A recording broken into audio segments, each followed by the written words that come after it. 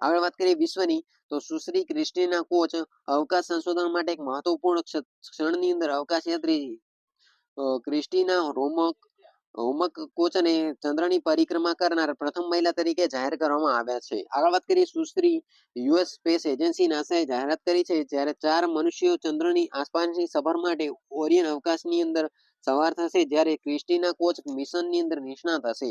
આ જાહેરાત એક સફળતા દર્શાવે છે કારણ કે તે પ્રથમ વખત છે જ્યારે મહિલા અવકાશ યાત્રી ચંદ્રની ભ્રમણ કક્ષામાં હશે.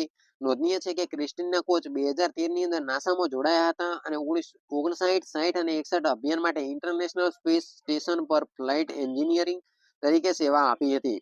આગળ વાત કરી એરિયન વોર્મેગ, તો ફ્રાન્સ બહુરાષ્ટ્રીય વોરગેમ એરિયનનું આયોજન કરશે અને જે એપ્રિલના ત્રીજા સપ્તાહથી 5મી મે દરમિયાન યોજવાની ધારણા છે અને આ કવાયતની અંદર ભારત સહિત વિવિધ દેશો સામેલ થશે અને સિમ્યુલેટેડ યુદ્ધના માહોલની અંદર તેમની લડાયક ક્ષમતાઓનું પરીક્ષણ કરશે.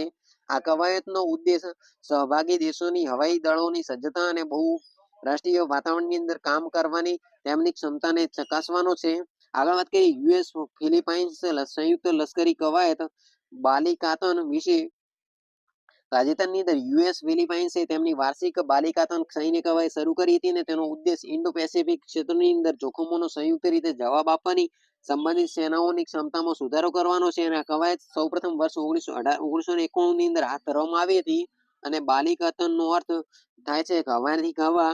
આગળ વાત કરીએ યુરેનિયમના નવા આઇસોટોપની શોધ, તો મેજિક સંખ્યાની શોધની અંદર જાપાની ભૌતિકશાસ્ત્રીઓએ અણુ નંબર 92 અને સમૂહ નંબર 241 સાથે યુરેનિયમનો નવો આઇસોટોપ શોધી કાઢ્યો છે અને સંશોધકોએ કે આઇસોટોપ સેપરેશન સિસ્ટમની મદદથી યુરેનિયમ 238 ન્યુક્લીને પ્લેટોનિયમ 198 ની અંદર રૂપાંતરિત કર્યું છે. અને આ બે સિસ્ટમ આઇસોટોપ પ્રોટોન અને ન્યુટ્રોનનું વિનિમય મલ્ટી ન્યુક્લિએશન ટ્રાન્સફર નામની પ્રક્રિયા દ્વારા કરવામાં આવે છે અને પરિણામી પરમાણુ વિભાજનની અંદર વિવિધ આઇસોટોપનો સમાવેશ થાય છે અને ટીમે દરેક ન્યુક્લિયસના સમૂહને માપવા માટે મિત્રો સમય ઓફ ફ્લાઇટ માસ સ્પેક્ટ્રમનો ઉપયોગ થાય છે.